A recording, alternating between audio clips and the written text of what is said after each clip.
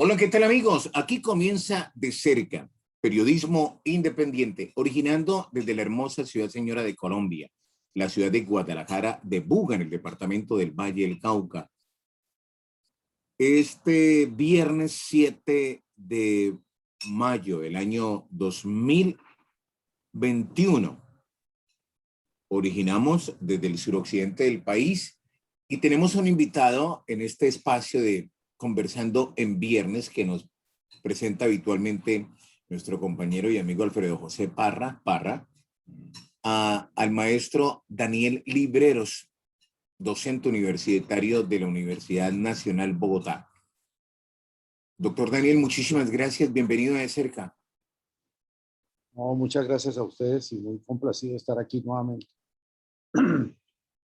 Hace algunos días nos veíamos precisamente hablando sobre uno de los temas que tiene que ver con la propuesta del gobierno en torno al tema de la reforma tributaria. Entre otros temas, hablábamos también de cómo ha sido el impacto causado por parte del tema de la pandemia del coronavirus.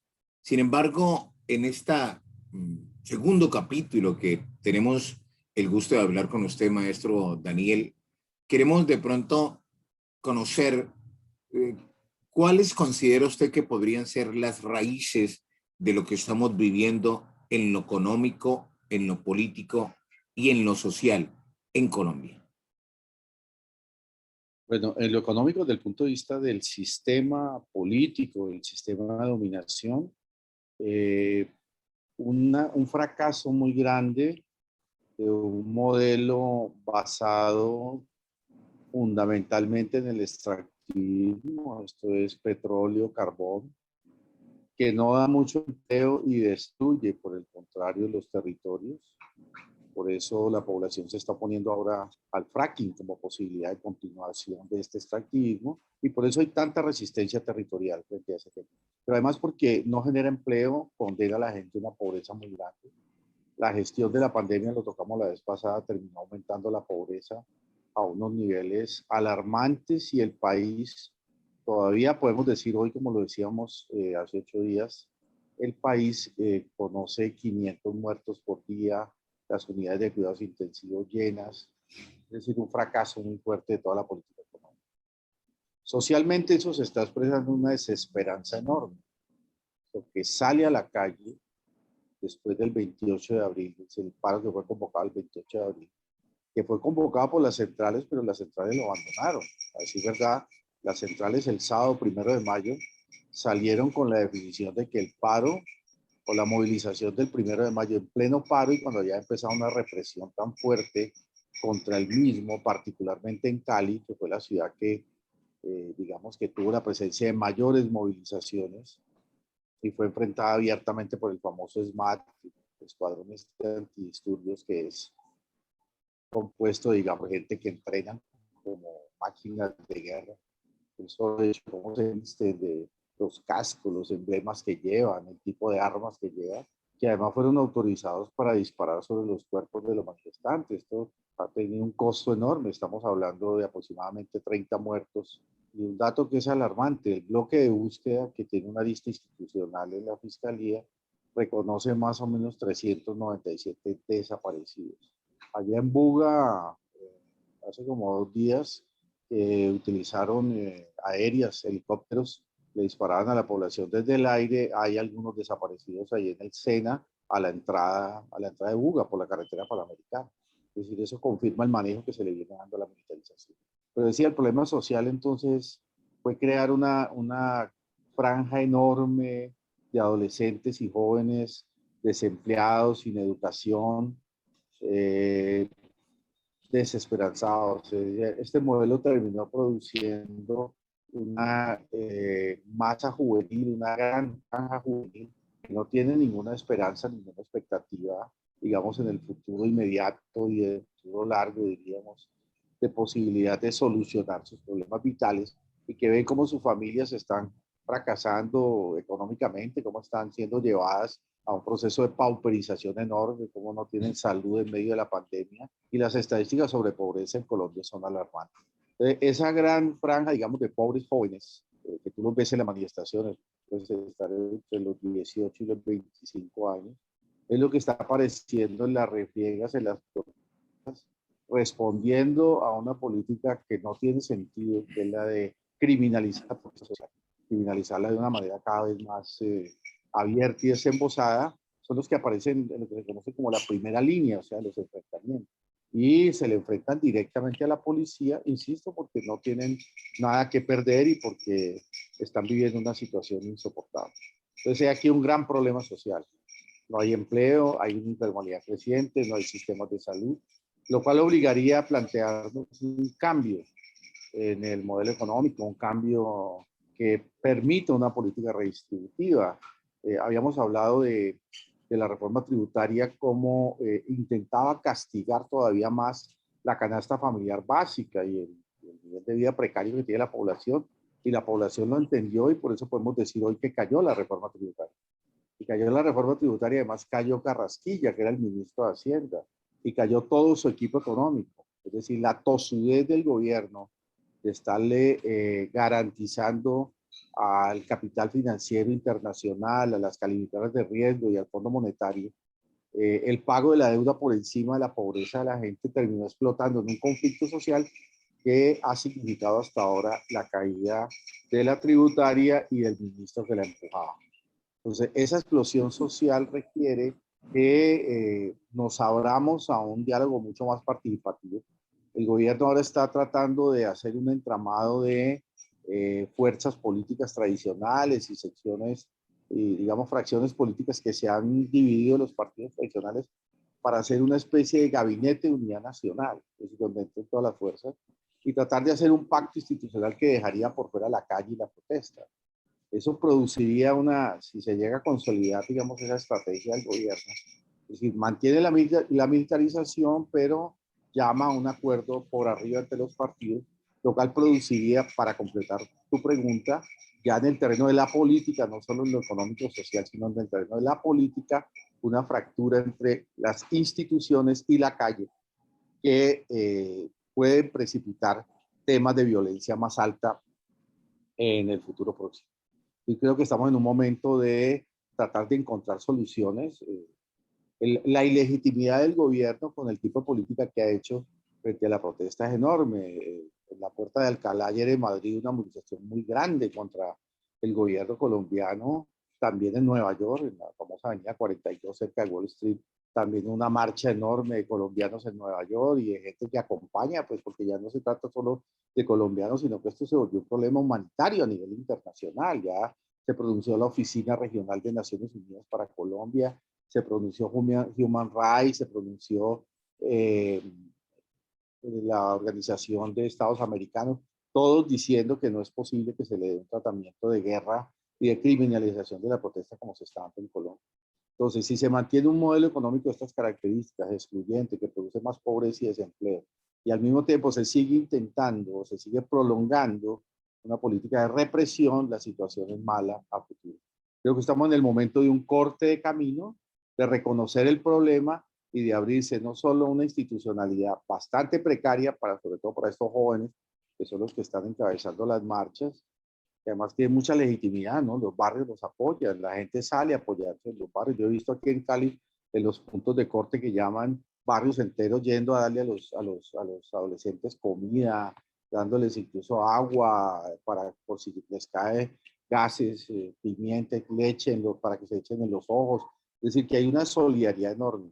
En contrario a lo que quería el gobierno, que era terrorizar, lo que ha producido es una ampliación y una cobertura cada vez mayor de legitimidad. Eso se ve también en los cacerolazos nocturnos. Y digamos, para tristeza del gobierno, si se puede decir, o para confirmar que el gobierno utilizó esto muy mal, pues ya Bogotá salió Neiva, han salido ciudades intermedias y lo que está ocurriendo es que el paro se está ampliando y que la militarización no ha sido la respuesta adecuada a estos problemas. Se podría concluir, doctor Daniel Libereros, al menos en el tema de Colombia, que a propósito del ámbito político, en este sistema político ha sido fallido el que ha venido regentando el territorio nacional. Sí, yo creo que es un sistema que se ha basado fundamentalmente en la represión. Fracasó ese neoliberalismo presentado por el gobierno. Y no solo en Colombia, creo que está fracasando a nivel internacional, eso es Chile, Ecuador. Pero ya que te detienes en la pregunta en Colombia, yo diría que es un neoliberalismo excluyente que combina un terror de Estado que está haciendo crisis hoy en las calles y que está confirmando que no se le puede dar tratamiento de guerra a una protesta social legítima y que la desesperanza y la pobreza que existe hoy en el país no se puede digamos, no se puede desplazar o no se puede utilizar una política de represión, sino que amerita una política social redistributiva. Por ejemplo, si se tratara de una reforma tributaria justa hoy, ya que estás planteando la posibilidad de cambios frente a lo fallido del sistema y de la política que está explotando ahora, pero que venía siendo agua desde hace varias décadas o desde hace varios años por lo menos, uno podría decir que podríamos hacer una reforma tributaria progresiva, donde se toque las grandes fortunas. Es increíble que si tú haces una división de deciles, o sea, de ingresos, llaman deciles, entre el 1 que es el más pobre y el 10 que es el más rico, tú tienes una diferencia de 300 veces más ingreso en los ricos que en los pobres. Y sin embargo, no haces una tributaria sobre esos grandes ingresos. Luego, el tema de la distribución del ingreso por vía tributaria, el tema de encontrar fórmulas de inversión pública que permitan, digamos, un empleo diferente, una forma de empleo diferente, el tema de cómo podemos abordar entre todos economías solidarias de abajo, territoriales, que permitan articular campo, ciudad, con una visión democrática, con una visión de respeto a la naturaleza, agroecológicas, se vuelve un dilema de todo de respuesta, digamos, hoy frente a las marchas que están ocurriendo y la explosión social que ocurre. Yo diría a tu pregunta que efectivamente hay un fracaso del modelo económico y un fracaso de un sistema político que en lo institucional acude lo fundamental al clientelismo, a la reproducción clientelar y en los hechos y de facto a una represión militar desembosada. Y a propósito, hay quienes apuntan que esto se asemeja mucho, al menos en el ámbito histórico, al gobierno de Turbay Ayala. ¿Usted qué concepto y qué opinión le merece? Sí, tiene una analogía muy fuerte con el Estatuto de Seguridad de Turbay, tanto en la reproducción política clientelar como en la forma de enfrentar las protestas, pero yo diría que hay una particularidad y es que ahora incide mucho más el capital internacional, es decir, el Fondo Monetario, las calidades de riesgo, los que nos endeudan, los que hacen las grandes inversiones extractivas, porque en ese momento el extractivismo no era tan fuerte como lo es ahora, la dependencia financiera que termina produciendo mucho endeudamiento, los condicionamientos de los tratados de libre comercio, que son unos condicionamientos invasivos que transgreden la soberanía, como lo veíamos la vez pasada, ¿no? Es decir, estamos en un contexto ya mucho más internacional y no está afectada solo Colombia, sino que está afectada toda la región por este tipo de políticas. Algunos apuntan incluso que en Colombia se está viviendo una real dictadura. ¿Será que, si de ser eso cierto, esta tiene orígenes o principios desde el Frente Nacional? ¿Usted qué opina, doctor Daniel? Sí, yo creo que desde el Frente Nacional vivimos un régimen de estado de sitio sobre las reivindicaciones sociales de la gente. Es decir, en Colombia se estableció un tipo de legislación, incluso un tipo de justicia en contra de la movilización popular. En los hechos, lo que ocurrió durante el Frente Nacional es que el estado de sitio, que había sido creado como una figura transitoria, se volvió permanente. Y a través de ese estado de sitio legislaron, hicieron decretos con una tipicidad, para decirlo en el sentido jurídico, o sea, un tipo jurídico, donde la movilización era un tema penal. Es decir, donde la frontera entre la movilización social y el derecho o el delito penal se diluía y había un tipo de derecho que fue el que efectivamente funcionó durante el Frente Nacional, un tipo de derecho que afectaba directamente a la población, con otra particularidad, que como en Colombia se hizo una guerra, particularmente en el campo, con guerrillas campesinas, por el fracaso de las negociaciones que se hicieron durante la década del 50, recuerda lo de las guerrillas liberales, todo lo que pasó en ese periodo. Entonces se mantuvo una guerra, digamos, con las guerrillas, luego vinieron las guerrillas maoístas, castristas, es decir, se hace y se generaliza y se expande una guerrilla urbana, y lo que hace el régimen es que con la justificación del enfrentamiento a la guerrilla termina por estado de sitio condenando la protesta social. Y eso terminó produciendo también la justicia penal militar, los famosos tribunales militares donde se judicializaba a la gente que movilizaba, se desaparecía y demás. Es decir, ahí tienes razón, hay un inicio de una práctica de terror de Estado que ahora obviamente se ha perfeccionado más. Y se ha perfeccionado porque hubo una cosa que llamó Plan Colombia en el año 2002, en el inicio del gobierno de Uribe, y con ese Plan Colombia el ejército colombiano se dimensionó a unos niveles enormes. Nosotros tenemos el mismo número de efectivos que tiene Brasil. Brasil es un país que Brasil tiene más o menos 220 millones de habitantes, o sea, tiene 4 veces más población que nosotros. Y nosotros tenemos un ejército del mismo tamaño, de los mismos efectivos, pero además con una tecnificación que fue lo que obtuvieron en Plan Colombia, que es lo que dio, digamos, la asesoría militar norteamericana, que es sobre todo el combate aéreo, el combate satelital, el combate por drones, el combate con efectividad aérea, ya donde lo aéreo incluso se vuelve más importante que lo de infantería. Fíjate que uno de los puntos más altos o de los temas más complicados en Cali en Siloé fue cuando empezaron a disparar, ya lo decía, con aéreas, o sea, con drones y con helicópteros sobre la población. Es decir, el tipo de ejército que tenemos ya, que es más o menos el tipo de ejército que aparece en la globalización, digamos, en la primera invasión de Irak, cuando hay una reestructuración muy fuerte en el ejército norteamericano y que, insisto, es más aéreo que infantería, cambia incluso las formas convencionales de ejército que se utilizaron durante siglos en la historia de la humanidad, y ahora es lo aéreo lo que entra primero, infantería entra después, invirtiendo las coordenadas de la guerra, pero eso tiene que ver con la utilización de la tercera revolución tecnológica, que es la revolución pues virtual del computador, del satélite, del chip, aplicado a gran escala ya en armas de combate. Justamente hace algunos días hacía yo precisamente ese comentario, ¿no? De que irónicamente el presidente Duque había adquirido unos aviones y armamento, se había aperado, digamos, militarmente para el Ministerio de la Defensa para pelear con un enemigo, pero lo que nadie se imaginaba era, todo parece indicar o se presume que al parecer el enemigo del gobierno es el mismo pueblo colombiano, porque al final se ha venido utilizando de una manera sistemática una serie de ataques por ejemplo, en ciudades como Cali y en regiones como el departamento del Valle del Cauca, ha visto que el protagonista ha sido el ejército. El comandante Zapateiro, comandante de las fuerzas militares colombianas, presuntamente o al parecer le ha dicho a la señora gobernadora, hágase por favor a un lado. Lo mismo le hizo al señor alcalde de Santiago de Cali, Jorge Iván Ospina, hágase a un lado.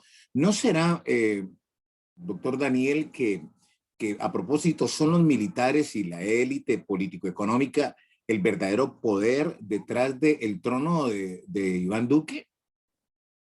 Sí, al lugar tu pregunta, porque ahí hay un elemento adicional, y es que Jorge Iván Ospina, el alcalde de Cali, desde el viernes soltó el orden público, que debe ser una responsabilidad de la alcaldía, y se la entregó al Ministerio de Defensa y al comandante general Zapateiro. ¿Ya? Por consiguiente, la ciudad está en manos de las Fuerzas Armadas, no en manos de quien debía ordenar el tema de policía y orden Muy público. parecido a una dictadura, doctor Daniel.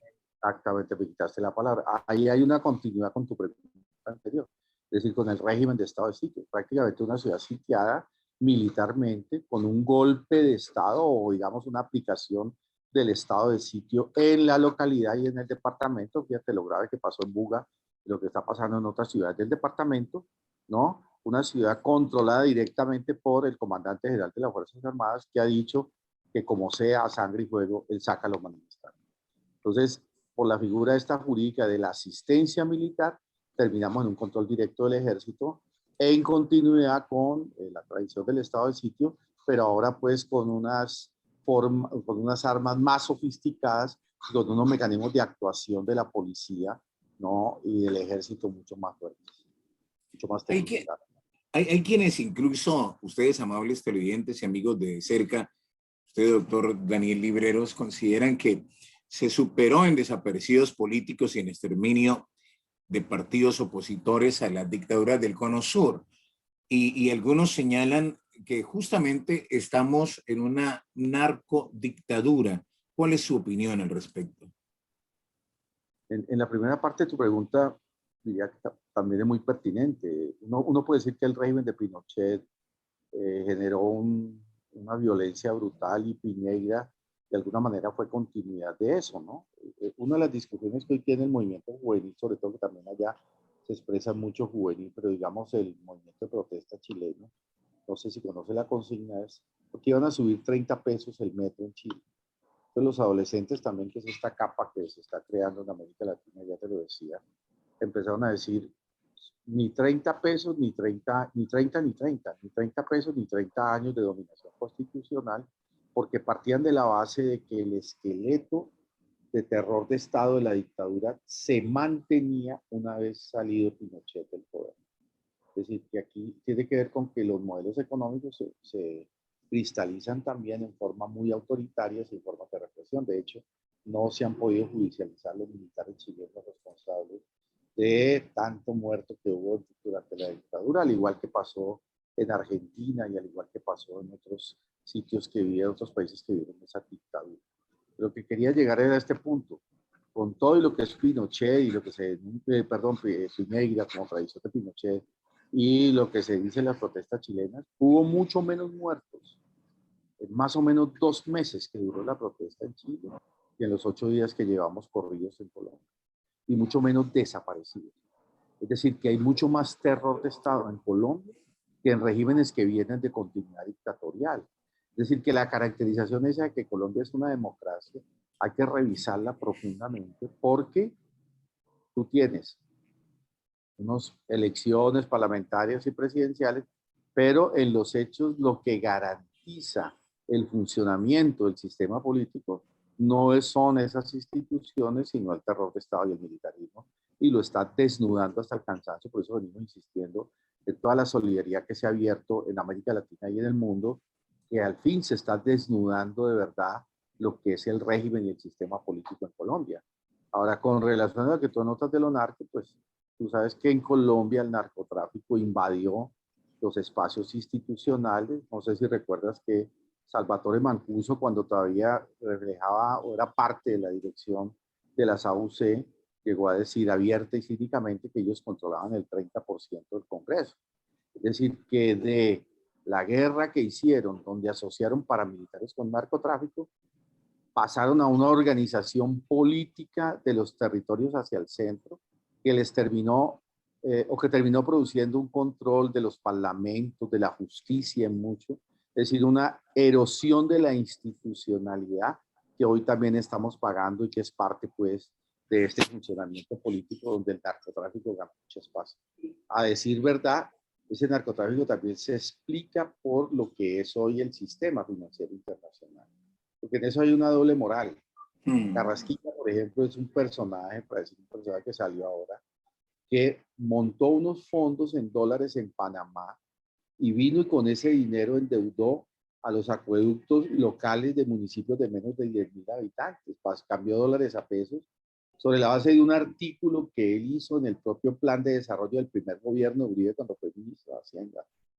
Y endeudó, ya dije, con un artículo que él mismo redactó, o sea, todo este tema pues de la puerta giratoria con Néstor Humberto Martínez, que pasan de lo público a lo privado y entonces redactan unas normas que después ellos utilizan en las asesorías privadas o en sus negocios privados. ¿A qué quiero adicionar también? Que lo hace en Panamá porque Panamá es un paraíso fiscal por donde circula dinero que no tiene ningún control. Y eso también es Aruba, Curazao, una cantidad de sitios donde la gente llega con dinero que proviene del narcotráfico, de prostitución, de todo lo que puede ser los vicios del capital hoy, ¿no? Y nadie les pregunta de dónde viene ese dinero, se lo recibe y luego les dan una cuenta para que giren ese dinero por donde sea y lo legalicen y lo oficialicen. Carrasquilla es ese típico de personaje que creó la globalización y que creó, digamos, toda esta estructura clandestina y subterránea del sistema financiero, que es capaz de hacer una operación como la que hizo en Panamá, la pudo haber hecho en otra parte. Estoy mostrando es cómo se hace y por qué se hace, ¿no? ¿Cuál es la base hoy de un sistema financiero internacional desregulado que permite eso? Y luego sale a decir que hay que fumigar a los campesinos porque el problema del narcotráfico es muy grave en el mundo. Es decir, esa doble moral de Doble una, moral, ¿no? Una doble moral claro, rayante. una burguesía cínica, narcotizada, que es capaz de cualquier cosa, colocando por encima sus negocios. Alguien del Centro Democrático, cuando se estaba haciendo el debate de Carrasquilla en esa época, ¿no? Dijo, no, es que ese es el ministro que necesitamos porque sabe hacer negocios. Eso grafica hasta dónde ha llegado la política hoy asociada con este tipo de ciclo de acumulación de capital.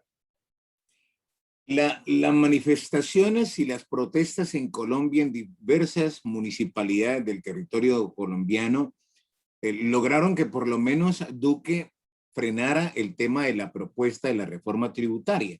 Sin embargo, siguen en ese mismo orden una serie de pliegos de peticiones dentro de un pliego por parte de estos colectivos que representan el sentir de los colombianos. Y uno de ellos es tumbar la ley 010 de la tan cuestionada ley 100 del tema de la salud.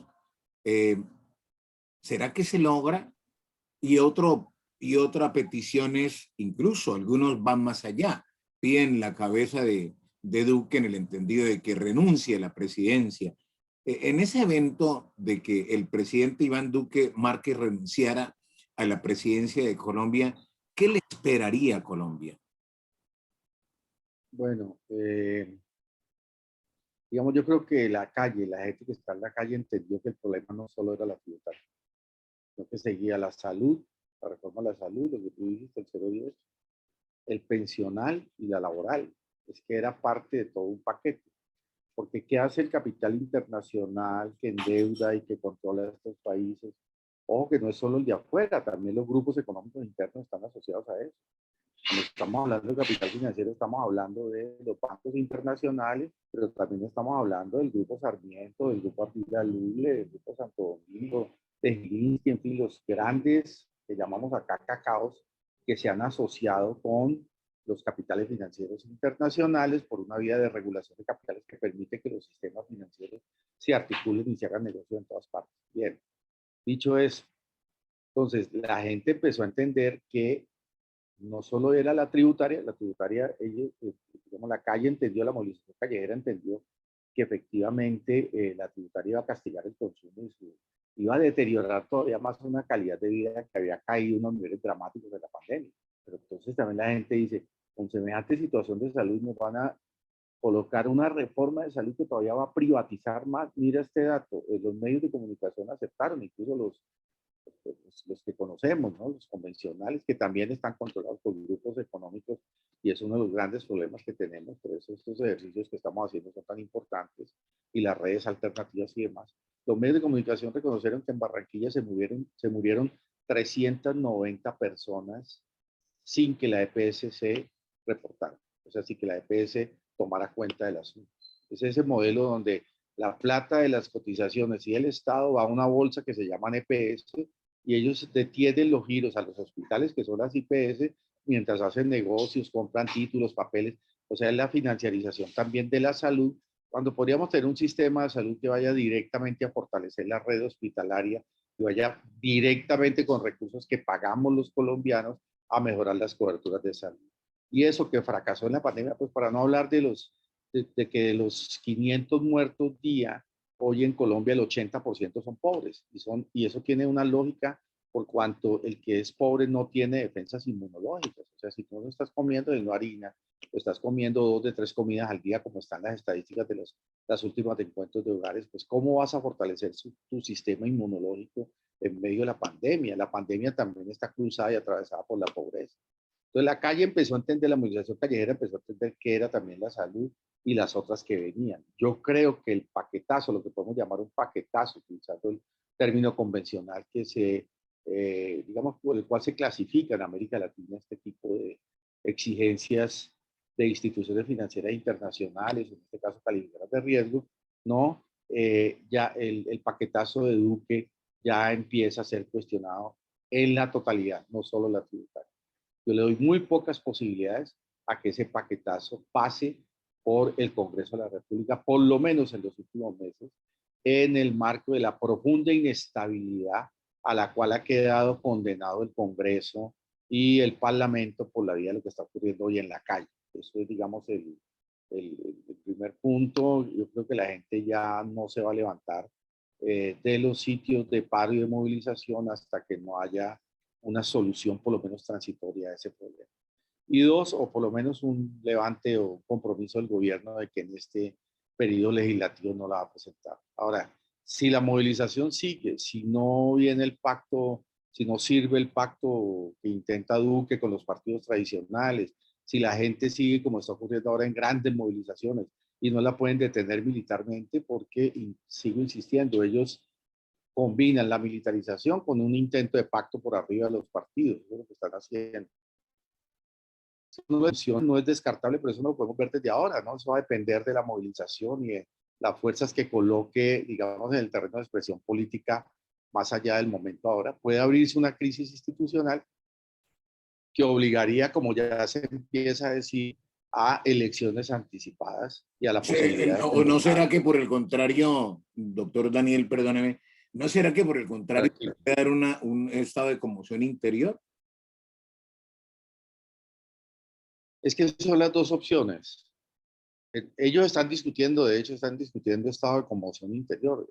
Entiendo que ayer lo intentó hacer el presidente y hubo fuerzas de las altas cortes y discusiones previas que se hicieron le amarraron las manos por lo menos por un rato. Entonces tú tienes el escenario de conmoción interior, pero creo que a esta altura conmoción interior no detiene la movilización. Por lo menos, si no lo pudieron hacer en las refriegas, claro, la represión sería más dura, mucho más desembosada. Pero sin embargo, doctor Daniel, por ahí dicen que eso sería un escenario propicio para que el gobierno o el señor Duque se acentuara su postura de dictador en Colombia y que podrían postergarse incluso a las elecciones o yéndole mal al pueblo colombiano y el proceso de mecanismo de participación ciudadana y electoral, pues más bien desistir de los procesos electorales y permanecer en el poder, quién sabe hasta cuándo.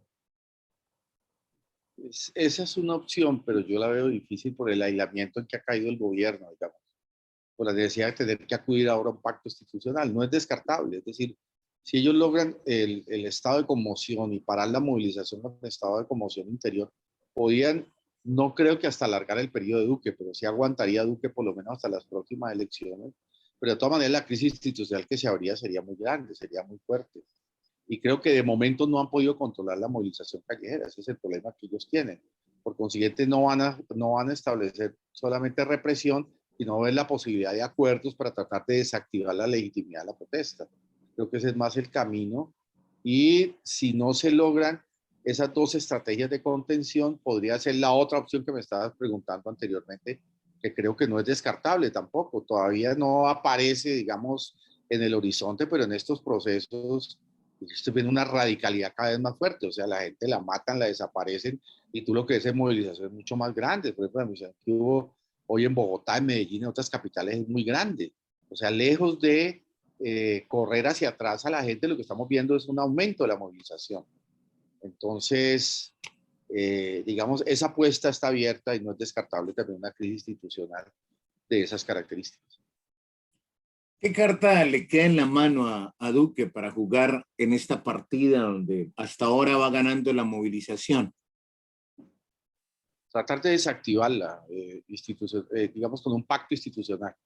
Llamar a concertación, integrar las centrales, porque las centrales ya perdieron la dirección del paro, desde el 1 de mayo cuando hablaron de paro virtual, integrarlo, hacerle propuestas incluso a la izquierda parlamentaria, o sea, la llamada bancada de oposición, no sé si vayan o no vayan, pero está intentando ese entramado, tú lo ves hoy en los medios. Hoy, por ejemplo, fue la llamada coalición de la esperanza, de la calle, y esta gente que está representándolos, ¿no? Los verdes y Cristo, el del Partido Liberal. Hoy fueron allá y hablaron de la posibilidad de ese gabinete de unidad nacional. Esa es como una carta que creo que les queda para tratar de decir posterior y sacar una, digamos, una reforma tributaria mucho más baja que la anterior, ¿no? Intentar negociar rápidamente una tributaria más baja que la anterior, pero intentar también al mismo tiempo decir algo sobre renta básica, concederle algo a la calle, ¿ya?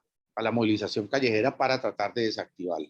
Creo que esa es más o menos la carta. Y eso no descarta la posibilidad de estado de conmoción o la posibilidad de seguir militarizando fuertemente la protesta social. Es decir, creo que se está moviendo en dos carriles y eso es lo preocupante, porque si se convoca a una cuestión institucional que diga prácticamente punto cero y no se insiste y no se evalúa y no se hacen medidas que de alguna manera puedan cambiar la situación y muestren la responsabilidad de Zapateiro, del estado de excepción que hubo en Cali, de los muertos, de los desaparecidos, y no se empieza a discutir seriamente algo que ya está diciendo la calle, también la movilización callejera, que es la disolución del ESMAD, es que ha sido un sufrimiento enorme sobre el pueblo colombiano de las protestas, es un escuadrón especial fortalecido en el periodo de Álvaro Uribe, con unas condiciones de ataque, incluso la forma como los entrenan en esta base del Tolima, ¿no? Y los entrenan de tal manera que colocan al lado con una ideología pues de enemigo interno muy fuerte, ¿no? Y los colocan incluso haciéndoles soportar hambre, tirándoles gases, o sea, los entrenan como si estuvieran ya en la calle bajo la idea de guerra social, ¿no?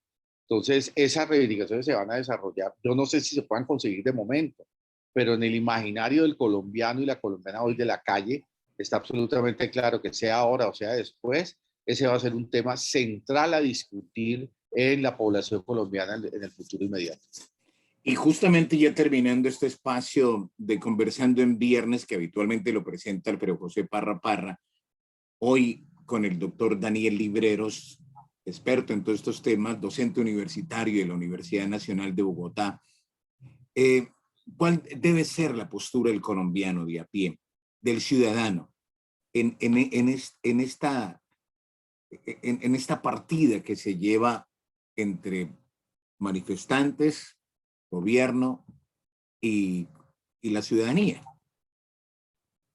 Yo creo que la actitud más consecuente debe ser propugnar por una mayor democratización del país. Nos sirve a todos. Y esa democratización, digamos, en dos planos. Uno, la democratización social. O sea, pugnar o propiciar debates y acciones de política, lo que se conoce ahora como política pública, que permitan la redistribución del ingreso. Es un país de una concentración del ingreso, donde incluso las reformas tributarias lo concentran más. Es el segundo país con Haití, de los primeros países de América Latina en concentración del ingreso. Concentración del ingreso quiere decir que los de arriba tienen el grueso de la torta y los de abajo tenemos muy poco, ¿ya?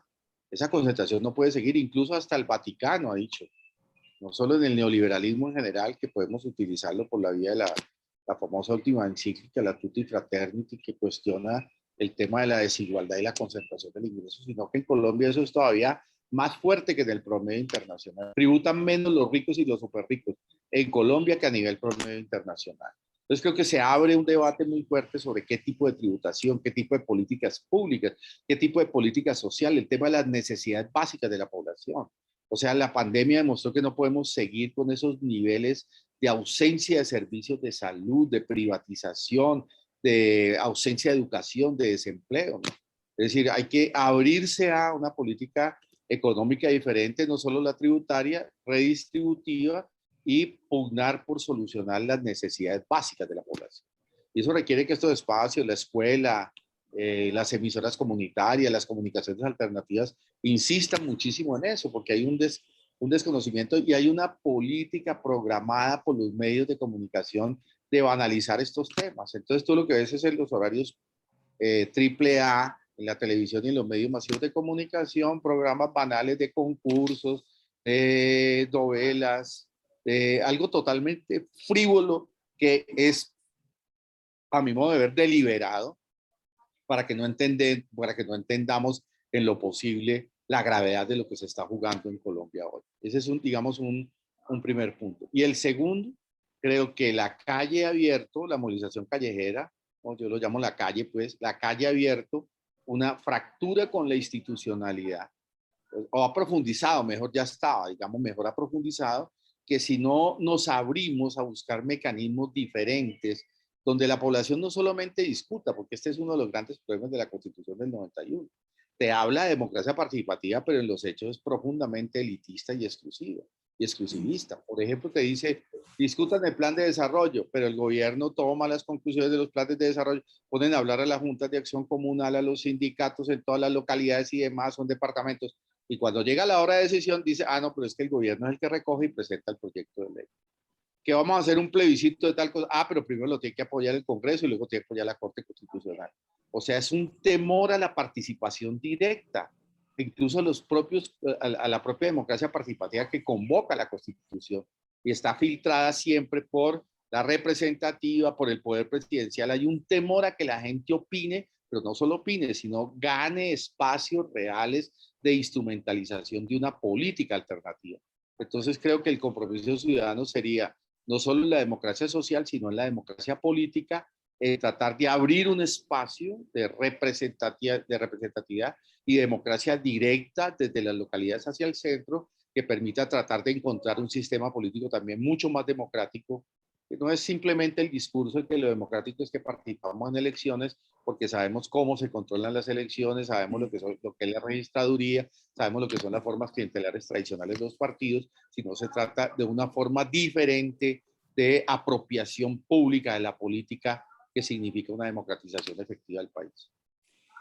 Doctor Daniel Libreros, muchísimas gracias por haber aceptado nuevamente esta invitación de cerca, en este espacio que no tiene otra intención sino lo que su merced decía ahora, entregar una información bajo una premisa que también los medios de comunicación, obedeciendo una responsabilidad social, tenemos que proponer espacios de formación ciudadana. Mil y mil gracias, de verdad, doctor Daniel Libreros, por haber estado en De Cerca. Gracias, William. Gracias por la oportunidad de cerca. Lástima que el amigo Alfredo no haya podido entrar, pues será en otra ocasión. Y esperemos a ver cómo se desenvuelve esto, a ver si podemos hacer ya si podemos hacer un programa de balance ya de qué pasó después del paro. Por supuesto. Gracias nuevamente. No se vaya, por favor. Yo quiero agradecerle a ustedes, nuestros amigos que están con nosotros y que han venido respaldando esta iniciativa de cerca, periodismo independiente. Hay muchas cosas que le hacen un nudo a uno en la garganta, sobre todo en estos nuevos 9 días consecutivos de barbarie, de ataque, de protestas, de vandalismo, de persecución por parte de las unidades del SMAD en contra de las manifestaciones. Y una de esas tantas cosas, como lo decía nuestro invitado en esta oportunidad, es la situación de algunos jóvenes. Algunos tienen como consigna, yo no tengo nada que perder. Y estoy dispuesto a sacrificarlo y a perderlo todo. Incluso, tristemente, en ciudades como Buga, me tocó escuchar de algunos jóvenes, en la única parte donde yo he venido a comer es aquí en las protestas y en las manifestaciones por la solidaridad de algunas familias que, uniéndose a nosotros, sacan de sus casas un bocado de comida, un plato de comida. Eso le cuestiona muchísimo a uno, porque esa es la realidad, no solamente de algunos manifestantes, sino que precisamente en muchos estratos sociales hay pobreza escondida. Hay una situación muy difícil atravesando ciertamente por Colombia en estos momentos. Nosotros somos De Cerca, periodismo independiente. Con permiso.